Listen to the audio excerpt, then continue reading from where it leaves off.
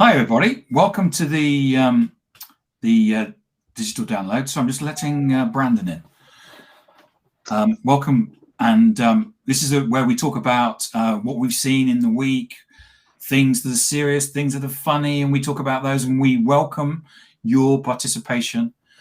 We'd love to hear about what you've seen, what you've heard, what's made you smile, what you've seen in the world of digital, and share that as well. And we'd love to talk to you about that. So I don't know what's happened to Lenwood, but I'm just checking my channels on the left-hand side. He seems to have gone, but I'm sure he'll come back. He's off talking to Mike in a private chat. Maybe he is. Maybe he is. Yes.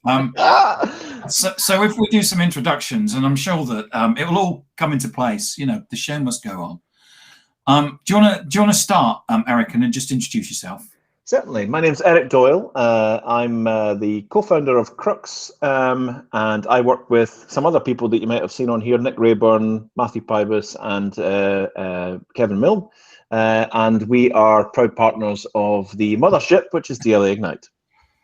Fantastic. Adam, do you want to introduce yourself? Yes, hi, I'm Adam Gray. I'm co-founder with Tim at DLA Ignite, and we're proud that we've got such a fantastic universe, solar system of people around us, such as Eric, Brandon, Mike, et al.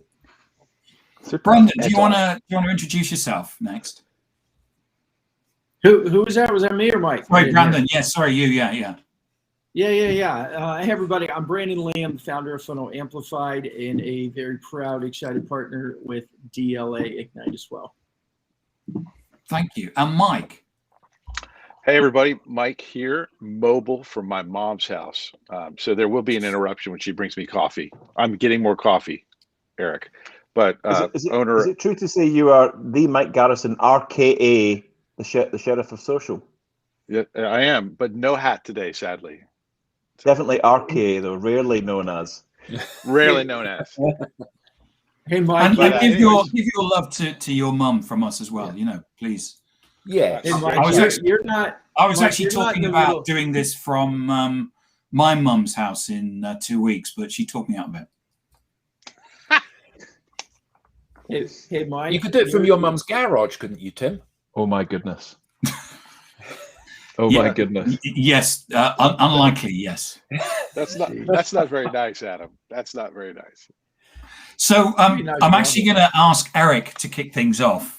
Yeah. Because we got a bit of tech to deal with, and I'm just going to sit here worrying that the tech's not going to work. You got sweaty palms. It's not going to work. So I want to get it over and done with. So yeah, just 1 second, just putting this in context.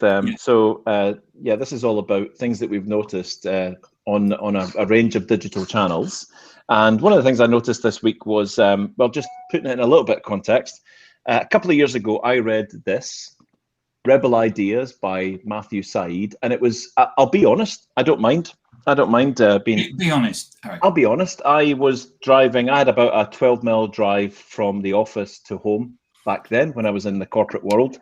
And I got to about the middle of this audiobook, and I pulled over in a lay-by, and I had tears in my eyes. This book ruined me and caused me to think seriously differently about the world of business, and really resonated with me with the amount of mistakes or learning opportunities, as people call them. I've made some howling learning opportunities in my life about some mistakes that I was making as a leader. And I from this book, I went back and I made certain fixes in my life. And I see that book and that audiobook and what Matthew put down in Rebel Ideas is something that fundamentally changed the way I think about not just business, but I'm kind of thinking about my life as well. So it set me off on a new course. And part of that new journey was I came across another dude's book, this guy, Tim Hughes, but I don't want to big him up too much. And this was all part of a big change in my life. So I follow Matthew avidly on all of his social media channels. And I came across this little interview piece that he did.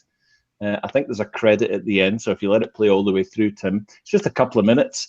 Matthew is talking about a significant rot in most industries and most businesses where meetings And hierarchical structure destroys most meetings because no one really says what they're thinking. What they're really trying to do is agree with the hippo. And I love the term hippo, the highest paid person's opinion. And you like that? You like that? So most people are just trying to curry favor with the hippo, the highest paid person's opinion. And Matthew tells us about the pitfalls of this horrible thing in most businesses that you will find, and businesses that have fixed this or are trying to fix it are in a better cultural place. Now, I think if you hit run VT and see what happens. Now you'll need to put the audio back up. CEO or the team I'll just take that in a very hierarchical organization where the CEO or the team leader has discretion over pay and promotion, is that people don't say what they think. They say what they think the leader wants to hear. That's fine if the leader knows everything there is to know. But when it's a difficult, complex decision, in other words, the ones that confer a competitive advantage on a business, the leader needs to hear the different perspectives to make a better judgment. And we know from, for what it's worth, from randomized control trial evidence, Lee Thompson at Northwestern University, meetings are a catastrophe, the vast majority of them. Absolute disaster.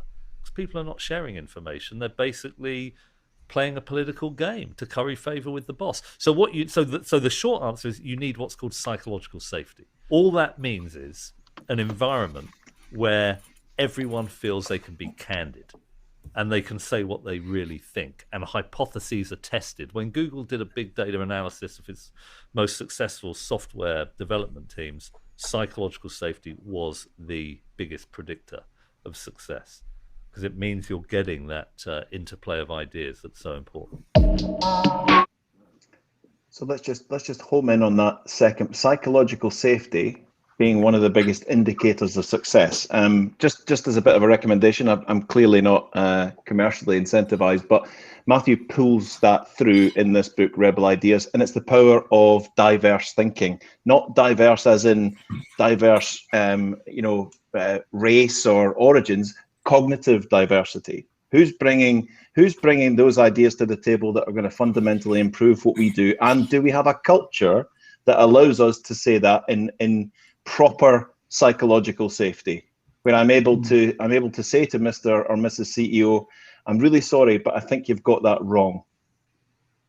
I'm really sorry, but I think you've got that wrong. But also the reciprocal aspect of that, where that challenge doesn't evoke who are you to tell me that, but actually evokes, I'm really interested in what you're saying. Can you tell me more?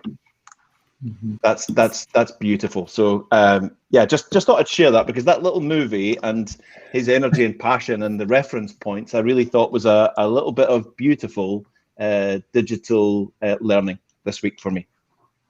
Fantastic. That's really good. What does the team think? Has anyone seen this book? 5 Voices, not another one for the list. Damn it. Yeah. Look, I just bought Eric the book Eric was talking about. Now you're going to get me to buy another one? Yeah. So five. What do you think I am, a library? Sorry, Brandon. Oh, you're good. No, 5 Voices. It's written by 2 of my friends, Jeremy Kubicek and Steve Cochran. Steve Cochran is outside of London with you all.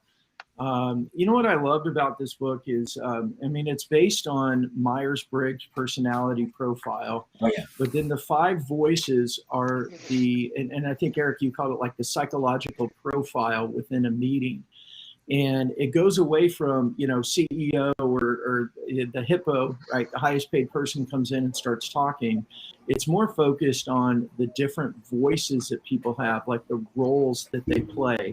So you got people that are the pioneers, which tend to be more of the leaders in a business, tend to be, not always. And then you got people that are more of a nurturing voice, or more of a creative voice, or more of the guardian voice. And the last one is a connector voice. And really allowing the different voices to speak at the right time. Because really, when a pioneer comes in and starts speaking, everyone tends to shut down because they're casting vision and passion and excitement. The nurturers and the guardians feel like they can't speak. So, like, I know for me in empowering my teams, I've always been a aware of my, my personality, and I like to be the last person to speak in a meeting, because if I start speaking, everyone else gets quieted down. But I highly recommend this. They've got another one called the 5 Gears that corresponds, but I think it's right there, Eric, with what you're saying. That psychological difference of voices can make or break a meeting and a company and the entire culture of it. Oh my goodness, yeah. So Brandon, sorry, 5 Voices. Who are the authors again? Yeah, Jeremy Kubicek and Steve Cochran. But I remember the whole issue of diversity being completely missed by leaders. I remember once working with a leader, and I went into their office and I said, yeah, absolutely, Will, echo chambers and information. Yeah, totally, brilliant paragraphs on those echo chambers. How we're spending so much time just basically agreeing with each other about stuff which doesn't really matter, but it feels great. I remember once walking into this leader's office and saying, just giving them a bit of an update on this project. And on this project, we happened to have a couple of people that were born in the UK. We happened to have a young lady that was born in Africa, and we happened to have a person that had a Chinese heritage. And as I was chatting away, I could see that this person was getting really excited. And the CEO turned around at one point and he said, yeah, I get all that, but how good does this project look for us in front of our clients for diversity? Oh, man alive. Wow. Man alive. Eric. So I bought the book. I also bought the Audible. So in advance, right? Well, no, I really love that video. It's great. And I want to get away from personality and back into this psychological safety concept, because unfortunately using profiles and stuff like that is a high skill environment. It's a high skill thing. And usually stereotyping and stuff like that can backfire with psychological safety. A leader like Brandon, absolutely, right? You're in tune, you've done the work. But for the generalists out there, the big thing that I want to key on from a coaching perspective is this concept that people have got to be psychologically safe in a meeting. And I love that thing that William just shared, the information bubble and the echo chamber. Could you take that out? Because you've done so many meetings in the last year with leaders in business. Could you apply that concept of psychological safety and what we're talking about on the social selling thing, the information that just came out about what percentage of clients are online? How can leaders make psychological safety evident in boardrooms and in team meetings to be able to do the transformation? My goodness, yeah, absolutely. And I project that information bubble. We can all do it. We can all take a reference point back to that board that we sat on, that group that we were a member of, where that whole hippo's opinion was. We were all just sitting there, just basically stroking an ego, waiting for this person to. I've done it. I'll admit, earlier on in my career, I would wait till the CEO or the MD spoke, and I would probably bend my thinking towards that. Latterly in my career, I became the person who actively, if I disagreed, was the active disagreeer. But there has to, speaking to what Mike said, that whole environment piece of, right, okay, we're going to go for psychological safety, has to be well received. Has to be well received. If I'm going to try and create an environment as a leader where I need people to speak up, and in some cases criticize my behavior or what I'm doing or my plans or my great idea, I need to be as tuned into this as much as I'm asking everybody else to be, right? So if at that meeting, isn't it wider than that though? Go on then. Isn't it wider than that? Because I get that the hippo, I love that expression. I get that the hippo is the person that you kind of doff your hat to and that. But I think Ken Robinson, in his TED talk, had a comment where he said, the challenges that we're facing in the world require creativity to solve. Correct. And I think that's true, not just of the global warming and things like that, but I think that it's issues in business, because the framework and the landscape has changed so enormously. So we need creative solutions to solve that. But the problem is, in both our businesses and our cultures, being wrong is stigmatized. Yes. So the worst thing that you can ever do is be wrong. Yeah. And he said that I'm not saying that being creative and being wrong are the same thing, but what I know is that if you are afraid to be wrong, you can never do anything creative. And I think that that's the next step on from that hippo idea, is the idea that I will lose my job if I make a mistake. Now, Tim and I, some years ago, were doing a learning session for a life sciences company. Oh yes. And the guy that was our sponsor there stood up and he said, I'm not saying that I want you all to do this, but so you know, I sent a tweet and I wiped €1 billion off the market capitalization of the company, and I wasn't fired for it. Just to say, it was $1 billion. Yeah, okay. They wiped off. B. B, yes, it was a Now, billion.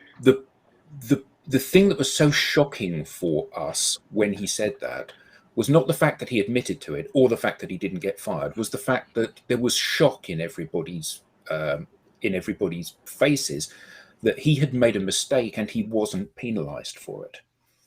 And I think that the problem that we have in most businesses, and we see that with embedded behaviors around the stuff that impacts on us every day, around cold calling and email marketing and advertising and all of those things that we decry as being old school and not efficient and effective in the way that they were. The problem is that the business has stigmatized failure to the point where people are afraid to challenge these paradigms. So, our cold calling doesn't work anymore. I pick up the phone, I dial 100 times, I get 10 voicemails. 90% of the time I don't get anything at all. I get 10 voicemails, I leave 10 messages, nobody ever phones me back. So the forward-looking leader or the forward-looking methodology within a business would say, then don't do that because it doesn't work. Even if you get one conversation with somebody, it's still a 99% failure rate. So find something which is more effective. But people are afraid to do that because they go back into their safe place, and their safe place is doing the stuff that used to work 20 years ago. They do it in the hope that it'll work in 20 years' time. And it doesn't work today. It hasn't worked for the last 5 years, not the way that it used to work before that. Right. And I think that the challenge is a bigger one than just deferring to the senior person or challenging their thinking. It's challenging the whole framework inside which businesses move forward, isn't it? Yeah, that's Adam. That is absolutely right, and it's excuse me, I have the hiccups. It's why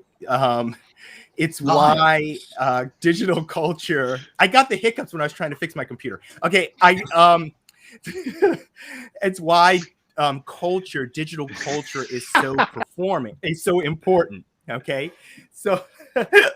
Sorry, that might be a distraction. I'll keep this short. No, it's good. It's good. You're actually exemplifying exactly what we're talking about, right? So much of it just actually dovetails with what I wanted to talk about today too. So this is actually I'm glad that I stepped into this conversation about culture. Because, so many organizations, they look at the amazing growth that companies coming out of Silicon Valley have, and they say, wow, if we can just implement the same technological infrastructures, then we'll be able to grow just as fast. And what they don't focus on is what those companies are doing on the culture side. It's not just about the beautiful.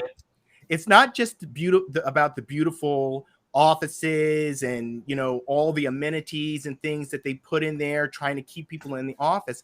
It's also about creating an innovation culture which requires that psychological safety. It's like the building blocks of building in an innovative culture is psychological safety is like a fundamental building block. You have to build that C-level down so that it permeates meetings, permeates the culture.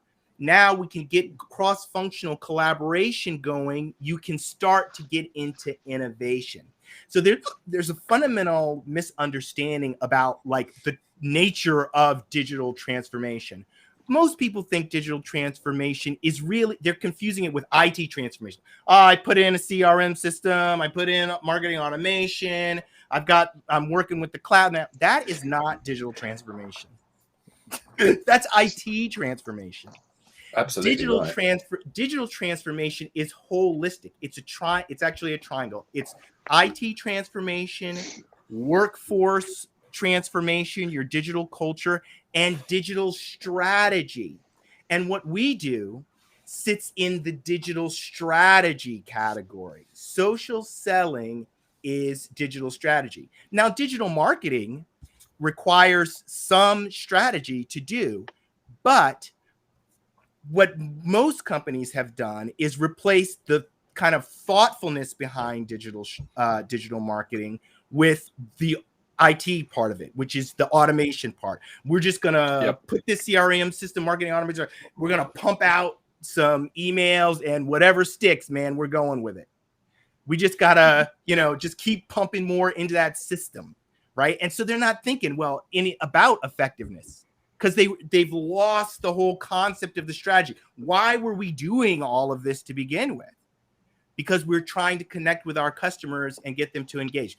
That doesn't work anymore. Most companies that implemented digital marketing strategies,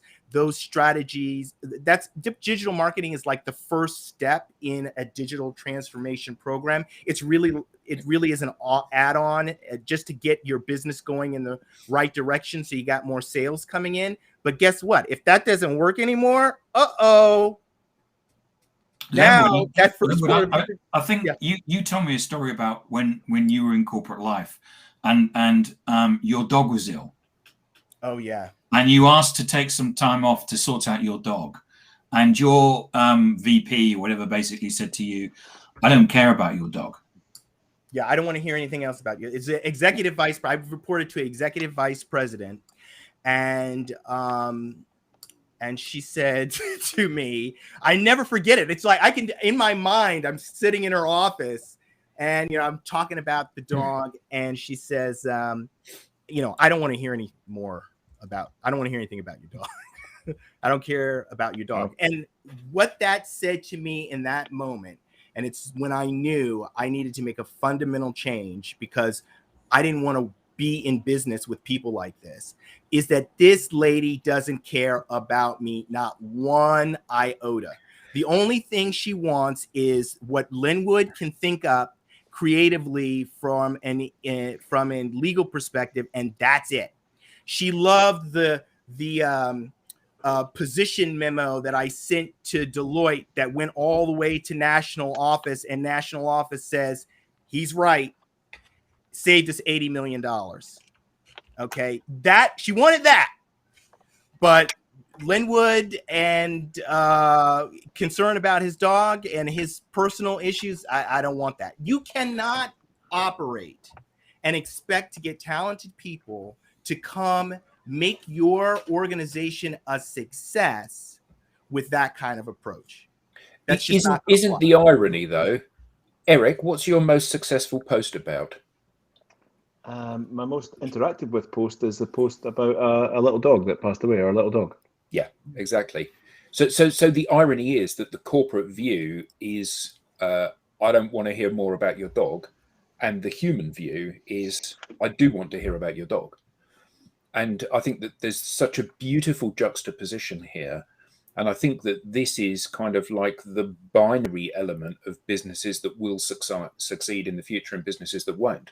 Mm. Businesses that will succeed are the ones that say, I want the shortest route between 2 points. The 2 points being my business and my prospects and customers. The shortest route is through my people.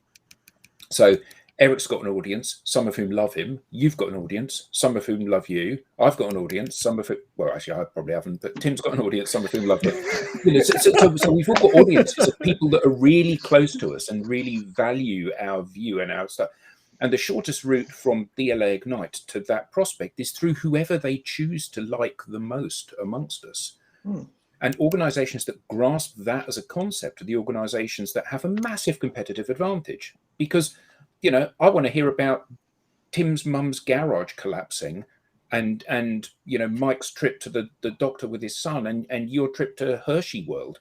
That's what I want to hear about, because I forget which one of you it was that wrote something. I think it was Eric in his video that he launched today, where he said, every website says the same stuff. Every website Yeah. says, we're brilliant. No website ever says, yeah, we're like the third best, a little bit expensive, and you can't really rely on us. Nobody ever sells anything like that.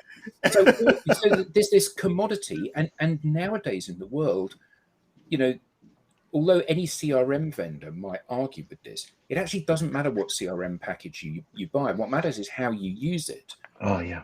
And the route to success is through the relationship, so that you build the trust. Here's how you're going to revolutionize your business, by installing it's Mike's mum. Hello, Mike's mum.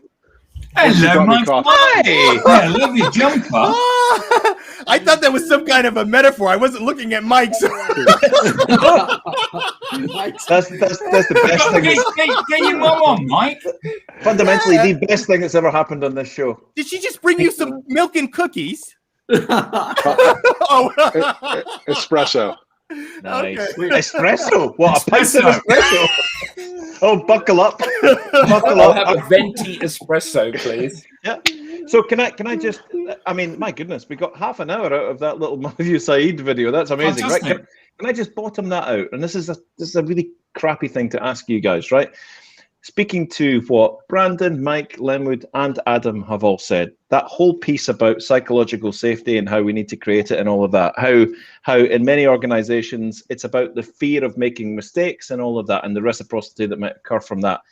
So Lenwood spoke about it needs to come from the top down. Mike spoke about the psychological safety and the beautiful book, 5 Voices from. How do we take the expectation being, I need to cover up mistakes or not talk about them, and permeate through an entire organization that the expectation here is that I will be not proud of, but vocal about mistakes, vocal about wrong decisions or wrong. How does that, we spoke about permeating that from the top. It's not that easy, right? Yeah. It's not that easy. Yeah, How do we do that? So Go ahead. I'll tell this story. When I owned Vi Design and we had about 130 employees, I had two things with it. One is a senior VP. I had given her veto rights over me in certain areas of the business because her personality was what I called at the time a maintainer. And I'm more of the pioneer. Like, I'm always creating and moving in the future. But I knew for the safety of the business that I needed her to be able to control and make decisions in certain areas. So number one, I gave her veto power over certain areas. But in the name of that, she came to me one time and she said, Brandon, we have a problem. And I said, what's that? And she said, well, we've got 2 big revenue areas of our business. We have new business and we have retention. And the customer success team thinks you care more about new business than retention. And I went, what are you talking about? And she said, you physically walk into the sales room and check on sales about 6-7 times a day. And you come into the customer success area about twice a week. Your physical activity, not what you say, but actually what you do, speaks more to the team. Wow. Oh, wow. And it was this, this awareness. And so I think your question is, senior leaders have to have the courage to act the way that they want the business to be. I mean, that's culture, right? And aware that they are, so have the courage to do it and aware of shortcomings or overactivity in particular areas. Yeah. Leadership development is so important, right? They got to be self-awareness. Isn't that the point? The reason you were able to get that, Brandon, is that you hired somebody that was prepared to challenge you. Yeah. And I think that's the mistake, isn't it? That when leaders hire people that just sit there and go, "Oh, yes, you're wonderful. I'm not worthy." Yeah. Nothing ever changes. That's the thing. It actually starts one step before that, which is that the leader has to have a mindset that I am not infallible. Right? I have blind spots and I need help from the people around me to see those blind spots so that I can continue to improve and be a better leader. The better leader you are, the more your whole organization can grow. The CEO is the cap. Okay. And if you've got a CEO in there that hires people, I want you to tell me you know, where I'm wrong. But then every day they're like, you tell them they're wrong, and they're like, you mother, you know, I'm not gonna come like, come to me, Lenwood. Come to yeah, me, you know, Lenwood. I'm rubbing that- off on you. You can't. Yeah. I didn't actually say it though. I only mouthed it. You knew what I was talking about. Anyway, Hey, Lenwood, I want to follow up on that because I think it's really important when you're looking at psychological safety at the CEO level to understand that there are different contexts we're working within. So you got your founder, private CEO who built a company. That's a different psychological safety context than a publicly traded company or a private company where a board hires a CEO, you know, and it could be a rubber stamp or not. Mm-hmm. And then you've got nonprofits, right? And so I think when we're looking as an organization, if we're really looking at the future and how we can impact positively the most amount of people, we got to have this leadership thing. That's why this is so valuable. I thank you for bringing it up. Both Eric and Lenwood, your stuff's amazing. But we need to understand, how do we create an atmosphere of psychological safety for the CEO in the different contexts? And that's where, number one, we know how to get to the person, right? Everyone on this panel is able to, using our strategic social selling, to get the meeting, to get into relationship with the CEO. But we need to understand that bigger picture. And that's why I really love that you brought this up, Eric, and then you doubled down on it, Lenwood and Brandon. Do we understand how safety is perceived by that CEO, by that decision maker? Do we understand how the context of that safety impacts their ability to listen or not? yeah, that, Mike, I'm so glad that you made that point, because it's, oh man, it's so important. And it's actually, there's a trend that people talk about in your area of focus, financial services. They talk about how companies are staying private longer. The benefit of staying private longer and being able to access capital for larger and larger organizations is the CEO does not become subject to the whims of the public market, where a tweet can drop the market cap by $1 billion. Like, they have more safety to make mistakes. And I have a friend from college who is nearly a billionaire. He's a co-founder of a company that built their business by perceiving that. Right. They're a business development company, a lot like BlackRock. But the point is that companies being able to access greater and greater amounts of capital privately affords the CEO the ability to make mistakes, take risks for a longer period of time in the company's growth. Yeah. Interesting. Fantastic. Mm. What a great discussion.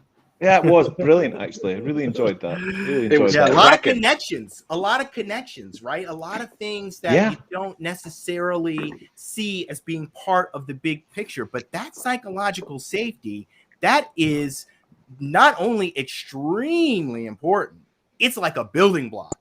Like, you don't get psychological safety, the other stuff that you're doing, it's not going to work, because you've got to. It's the foundation for coaching. Yeah, it's just like the person who's like, oh, you know, we got to get more Black people in here because diversity, equity, inclusion is really important. We hire a DEI person. We got to get a face up there. And then they don't do anything.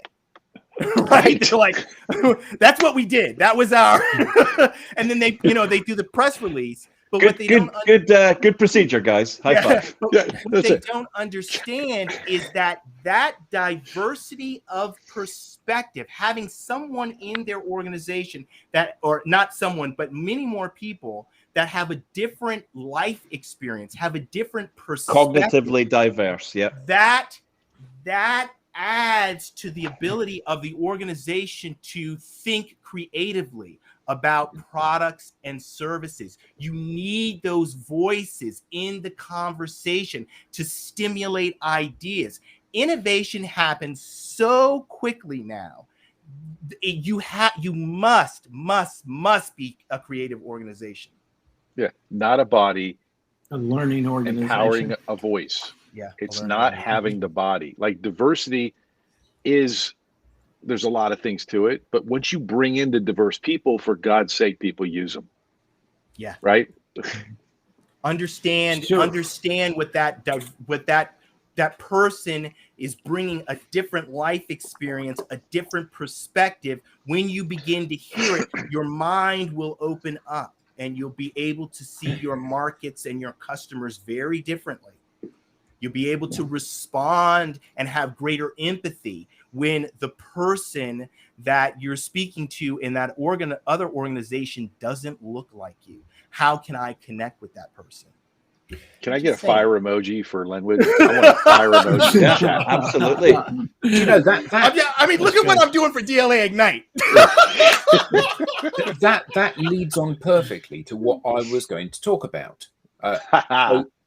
So earlier on this week, one of our network, Karina, messaged me saying, "What should I do about this?"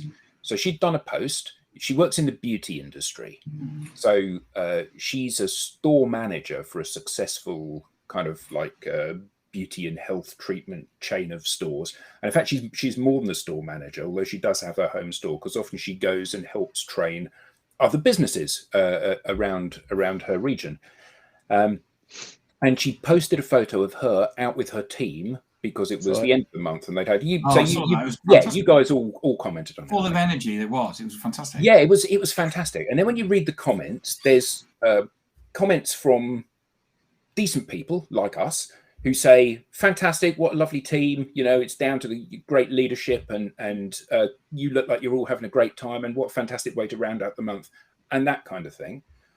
And then there were some comments, as you would expect. You know, they are a bunch of women and a couple of guys from the beauty industry. So they spend a lot of time making themselves look attractive because they've got to live the brand. So loads of comments like, "Yeah, you're quite hot. I quite like you." And some of this in the public domain, and some of this via private message. And her comment was, "How do I?" And she actually dealt with it really well. And she dealt with it on message really well to the people that had been like that. But she said, you know, she just has a yearning to be taken seriously. She runs a successful business. She runs her own P&L within the organization. She is a businesswoman in a very high-pressured and area of commerce, which has come under a lot of Super pressure competitive, with kind of online and whatever. Bricks and mortar retailer. So she one can only assume, because they're still trading, that she's doing a really good job doing it, and she wants to be applauded for that and taken seriously as a businesswoman, not as an object of beauty, and certainly not on a dating site, which lots of people seem to think that LinkedIn is. Now, the challenge for me is that I'm a middle-aged, middle-class, straight, white man. So I am as far away from being on the receiving end of prejudice as it's possible to be. And so I can sympathize, I can't empathize with people that have been the subject of kind of being judged by who they are, how they look, you know, where they work, how they, you know, all of that kind of stuff. But she just said, you know, could we call it out? Because it's shocking. And frankly, you know, people should, you know, we have a right to deserve better than that, don't we? When we start to post stuff. She said, you know, I want to go online. I want to engage with people that could become customers of mine, may be able to develop my career with these people, want to grow my own personal brand. Right. You know, she's married. She's not looking for dates. And actually, even if she is looking for dates, this ain't the place to do it. Right. It's LinkedIn being a safe environment again. It's having that psychological safe environment. Absolutely. I think Yeah. it's a. So I think it's a. should we call it out? I think it's appalling, and one of our colleagues has called it out. Vanessa has called it out a few times. I'm also very aware of my own. My wife Sarah started taking LinkedIn seriously towards the tail end of last year, and came to me and said, "Is this normal? Is this normal?" You know, from a male connection who's got a traceable link back to a serious organization, who's got a job title and all of that. Morning, did you sleep well? And I'm sitting there mortified, embarrassed by this, not just once or twice, a couple of times a week. These sort of weird, creepy things coming in. It's like, for goodness sake, mate. I mean, okay, we're this is a social networking place, and maybe that's how you grade networking. Maybe that's how you perform when you go to the shows and you're in the bars at night and all of that. But my goodness me, you're leaving a traceable link here, my friend. Yeah. But maybe what we're seeing here is also what's going on in the office. That's why there's no Well, there's like I no always say, filter. It's like, oh, if I do it in the office, so I can do it on LinkedIn. Well, You know? here's the thing. It's like I had a conversation with a prospective referral source, great guy, last week, and he was talking about some of the negative things he sees online. And I said, "What, you go to church? Are you telling me you've never seen somebody behave poorly at church?" And he goes, I go, "Unfortunately, people behave badly online because they also do it offline." Yes. Just to your greater point. And I think they should call it out. Like perhaps the gracious way to do it is for Karina and other people that experience it to take a screenshot of whatever the comment is, private message it to the person and say, next time it goes out on LinkedIn and everyone will see you. This is your chance. But I think the problem with that, what do you think? Is that what's happening to Eric's wife is that it's not the same person twice a week. It's different people twice a week. Yeah. So actually, you've got to send effectively the same message with different screenshot to people. And what they want is to cast bread upon the water. If I send this message to 100 women, 1% of them will respond and will have a chat with me. And actually, I've made progress then. So I think calling it out and, maybe block out the names and say, this is the kind of thing that I'm being subjected to. But I think you're absolutely right, Leonard. It's like, people either get that it's okay to behave a particular way or it isn't. And if not everyone that experiences that is going to have the bravery to do the post and the blackout and all of that. A lot of people will just get really upset by that and maybe withdraw from their activity. Yeah, and I think that the challenge is that Karina is, I don't know her that well, but I suspect she's probably quite strong because of how she dealt with this. But, my news feed is better for having people like her in it that share interesting content, which is different from the normal kind of content that I might see from Tim or Brandon or Lenwood or whoever. So I value having that in there. And you're right, Eric. If people say, actually, I'm putting a different kind of content out there, which is enriching people's news feeds by being outside of what their normal band of stuff might be, I won't bother to post anymore because it's stimulating this response. Then this becomes a very dull site of corporate literature again, like it was a decade ago, doesn't it? Yeah. Totally. I agree that Karina is probably quite strong from having had to deal with it, but she's been dealing with it for her whole life. She didn't just get attractive. Like that didn't just happen. So she's been dealing with this offline, and now she's dealing with it online in a supposedly professional setting. And I think what can help her is actually people like us, the social ninjas. We actually can exercise a lot of power in calling that kind of behavior out because we know how to do it effectively, right? So I certainly Thanks, Vanessa. I totally believe her too. Totally. Yeah. That's interesting. And sometimes I get these messages too. It's not only the ladies, guys, believe it or not. Not What? me. What? It's not once Not or me. twice a week, but I do get them. Well, that's only the Look, good-looking guys get them, Linwood. Not the Yeah. rest of us. I know immediately. I know you've experienced it too, guys. When I get one of these and it's happening a bit regularly just now with these dodgy profiles with two connections. Hi, handsome. I know it's fake. I can just block it. It's not a real person. Oh, that's not a real person? It's not a real person. It's usually, hi, handsome. Are you into cryptocurrency? You want to buy some Bitcoin? Yeah. Yeah. It's like You don't get somebody's. how did you sleep last night? Yeah.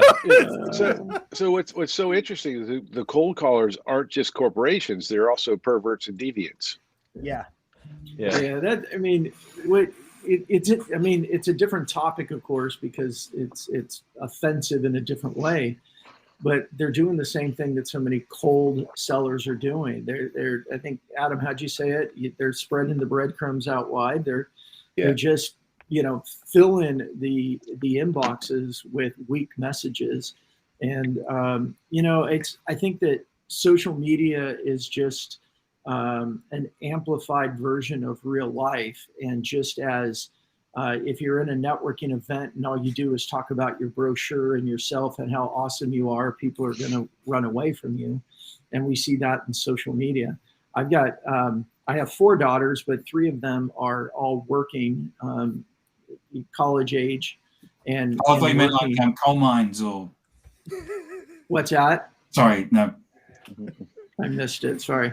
But we've been talking to them. My wife and I have been talking to them about dealing with inappropriate messages and actions probably since they were 12, 13 years old, and preparing them how to, one, expect it, unfortunately, because it's our culture. It's a real crappy thing that we have to tell our daughters to expect it. But in our culture, that's just unfortunately a reality. And then 2, having them, because they expect it, it doesn't catch them off guard. And then preparing them for how to handle it, the combination of to what extent do you ignore, and at what point do you stand up and say this isn't right? And unfortunately, a lot of times to create change, it has to be more public. It has to, unfortunately, there's got to be a little bit of embarrass somebody for doing something that they think they could do hidden, and bring it out into the light in order to affect behavior change. I mean, it's interesting to get the audience reaction from it, because it's not, well, apart from Lenwood, I apart from someone telling me cryptocurrency, I've been on social media for 11 years and no one's ever approached me. So maybe I just have a face for radio. But the thing is that people do get this, and we need to come up with solutions to help people sort it. And anything that the audience can come up with, or you guys would be is useful. Well, and a question I would have, a question I'd have for women too is, how do we approach? So I'm very aware of that, obviously, with 4 daughters. I'm happily married. I have 5 children. I'm not out trying to look for something. But because so many men are, I'm very aware when I'm working with customers or I'm working with prospects, I'm a very relational person. And I'm always aware, like, how do I do this in a way that I can be relational in me and not overstep or get put into a category? A couple of years ago, I had a younger woman. She was in her late 20s. And because I like to build culture and relationship, I said, hey, you want to go grab lunch with me? Thinking, let's go have lunch and do talk business and just get to know each other more, because we work in the same office together. And she backed up like this. She goes, and I went, you don't have to. I'm so sorry. And she goes, no, I don't do one-on-one meals with men. I'm like, okay, no problem. I said, well, maybe I can order and bring it in, and we can sit in the lunchroom and just talk. Like, I wanted a social way of getting to, know somebody I'm working with. But any feedback on how to do that better would help me a lot, because I hate being nervous about trying to be who I am. But isn't it a dreadfully sad There's a blog indictment? in that. Yeah, it's a dreadfully sad indictment that you said to her in exactly the same way you would say to Tim if you worked in the office, do you want to go out and grab some lunch, just have a chat and get to know each other a bit? And she was scared of that, because presumably she had been on the receiving end of sleazy guys hitting on her for however many years. And I think that it's awful that we've got into this situation where actually I can't be friends with a woman in a work environment because of the fear that I'm going to be making a pass at her. Yeah. And that's exactly as Gary said, how sad. It's dreadful that has driven a wedge between, particularly because, as Lenwood said, you need diversity in the business. You need men and you need women in the business. And psychologically safe. And psychological and if you can't have safety. women colleagues Full circle within the business, you're basically creating an organization and a culture and a way of thinking that only sells to 50% of the global population. And that must be a recipe for disaster, surely. There's Yeah. a very I'll put the link to it in the post, but there's a very funny ad that circled back again from 2014. It was made by Snickers Australia. I'll put the link to it. It's beautiful, where there's a bunch of builders in Australia on a scaffold, and they're sort of hairy guys, and a very attractive young lady walks past, and one of them reaches over and goes, "Oi, you know what I'd like to see?" And she's like scared. A society in which the objectification of women makes way for gender-neutral interactions, free from assumptions and expectations. You go, girl. There's a blog. There's a blog in that, Eric. There's a blog. So I've been sitting on this comment because I know that Adam actually gets to talk about this on TV quite a lot. Oh yeah. And that's from Nick, which is linking people's social accounts to real world ID would help.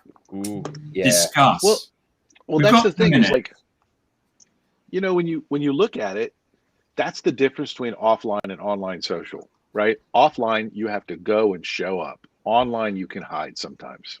Yeah. But on LinkedIn, as Eric was saying, on LinkedIn, the individuals that have been approaching Sarah, they're you know who they are. Yeah.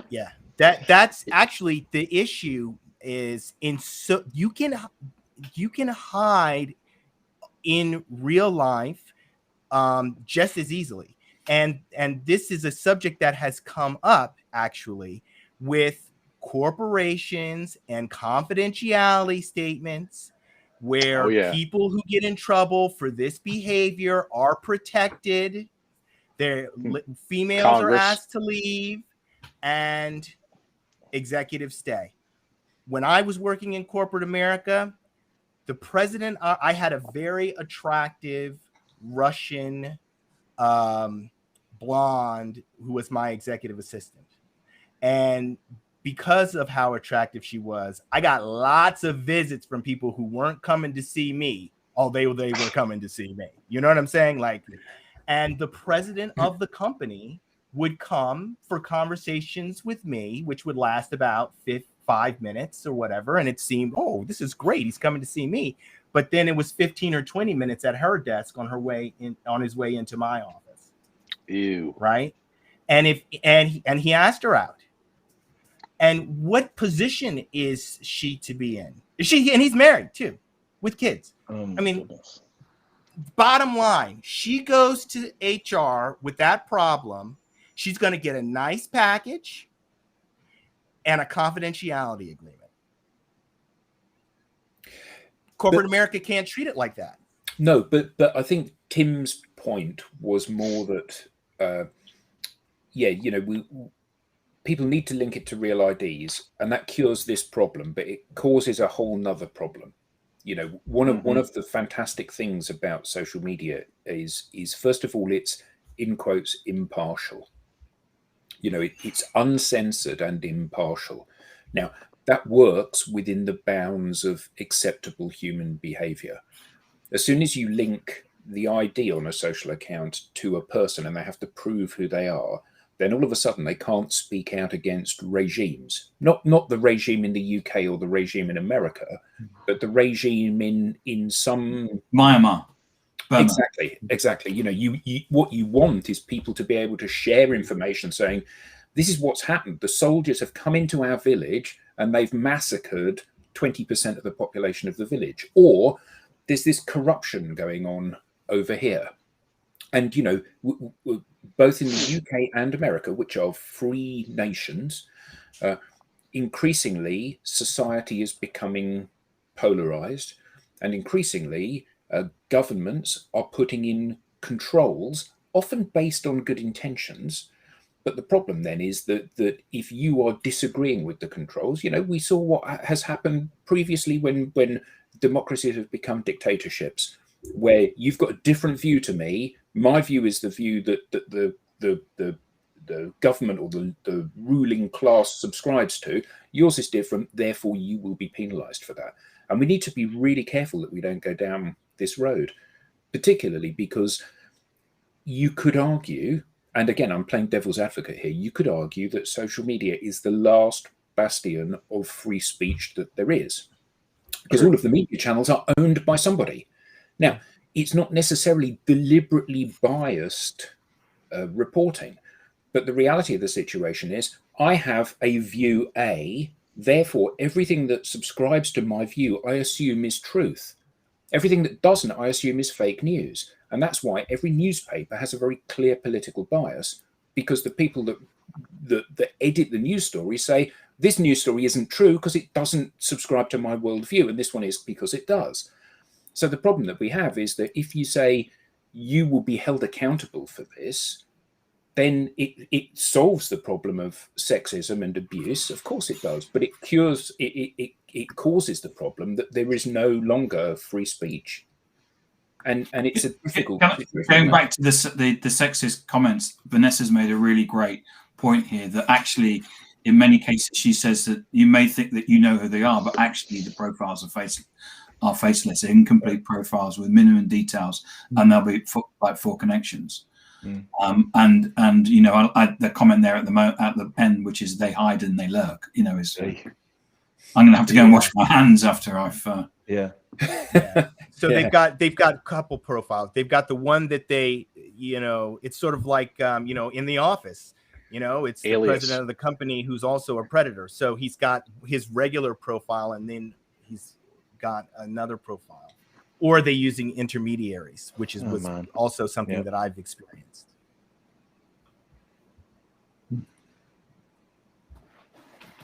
Well, great discussion, guys. We've still got 4 minutes left. We could actually do an entire digital download on that topic and just go off and look at all. Yeah, it's a huge. Would it be really great to get? It would be really great to get all the people that have been mentioned and get a very, you know, get a real debate about it. Yeah. Because I think it's something that needs to be cleared up, because I agree with you, Eric, which is that, well, I think everybody said it, is that if people are afraid to come on LinkedIn for anything, sexism, racism, spam, whatever, they won't come. Yep. And that kills the golden goose. You know, the LinkedIn is a great place for you to meet people and sell stuff. And I think it'd be really good to get everybody's heads together. We've got a platform, you know, with this. Yeah. And let's get people's heads together, and let's say, okay, are we going to call people out or are we not? Or are we going to, you know, what's the best way to do it? And let's get a debate going. I agree. Absolutely. Let's form a movement. Absolutely. Yeah. Because we need it. We need a movement of psychological safety for a variety of reasons. Yeah. Yeah. Go on, Mike. The one thing that I wanted to add, and this is a much better conversation, but recruiting is changing, and I think that we have an opportunity here. You know, DLA and our friends in the marketplace, we have an opportunity to advance the concepts of what we've been talking about in this discussion into how the right companies can use psychological safety and being a, you know, decent human being as a tremendous recruiting tool online, and it's just not being discussed enough. It's really not.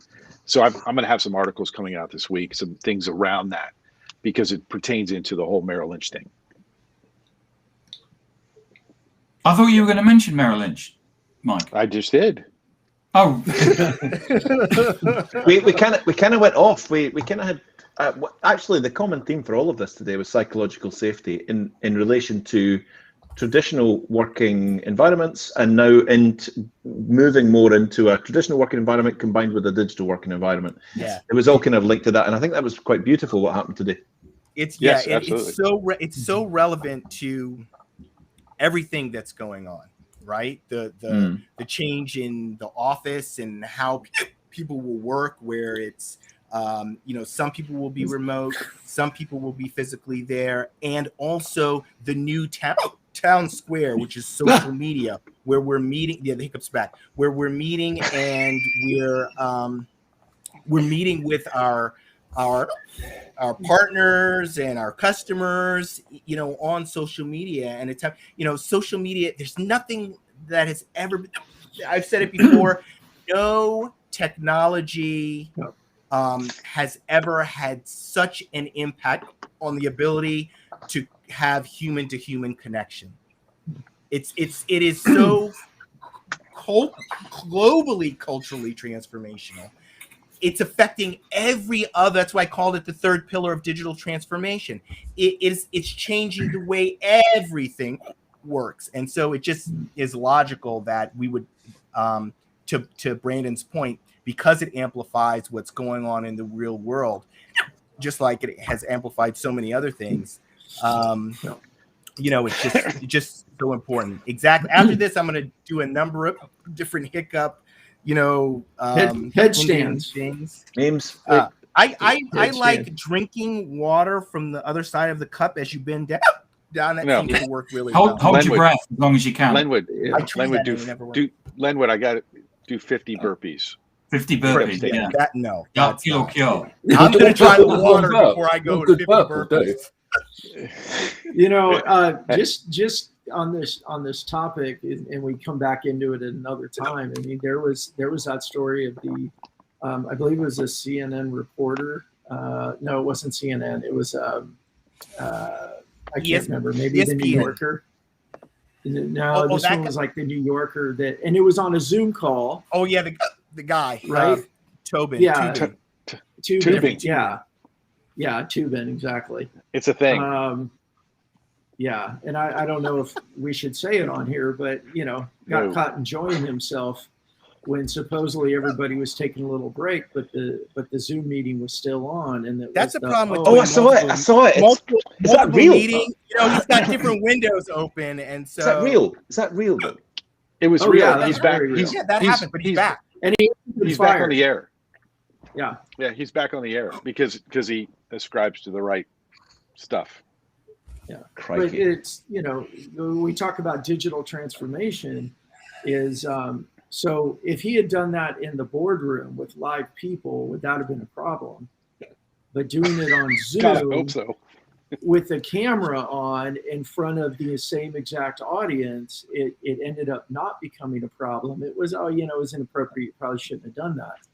But, if we're going to talk about unwanted advances, unwanted messages, inappropriate for a LinkedIn environment,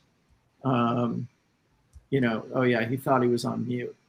That's a good. Yeah. That was a good. I mean, yeah, it's that's the thing, and we've talked about it before. It's the integration, of everything, right? You got to be an integrated person, because what happens is it's easier to keep the perversion out of the boardroom.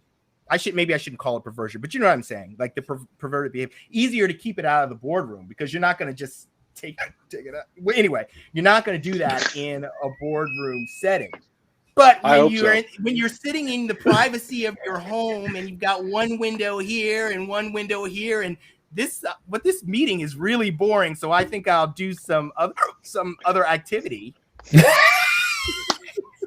I joined this session not expecting it to end up here. In a way, I'm kind of glad and a little bit bemused as to why we're here. Just saying, that's a prime example of how when the real person, who he is, right, at home, that's what he's doing at home. That's part of his hybrid work experience. Maybe that's why some companies want everybody back in the office, because they don't want to toot. I've never seen someone fight hiccups just so bravely. Can somebody Uber Eats Linwood a bottle of water, please, and have it on his doorstep? As soon as this is over, I'm gonna go. Take us home, Tim. Land the plane. Thank you, everybody, for tuning in today. For me, it's been a great discussion, and I think we need to look at the psychological safety session, and we need to do something. And so, thanks to Eric. Thank you, Adam. Thank you, Lenwood, Michael, Brandon, Nick, Gary, Vanessa, Kevin, Will. Martin, Viren, I don't know if I pronounced that right, Patrick. I think I've got everybody there. There you go, Nick. This is where Foggy Friday ended up. Yeah. Exactly. On that note, have a great weekend. So, yes, and thanks everybody for tuning in. Thanks for the discussion. Thanks for the comments. Have a great weekend. Have a great weekend, everyone. Time for a shower. Yeah. Lenwood, end it with a hiccup. I did.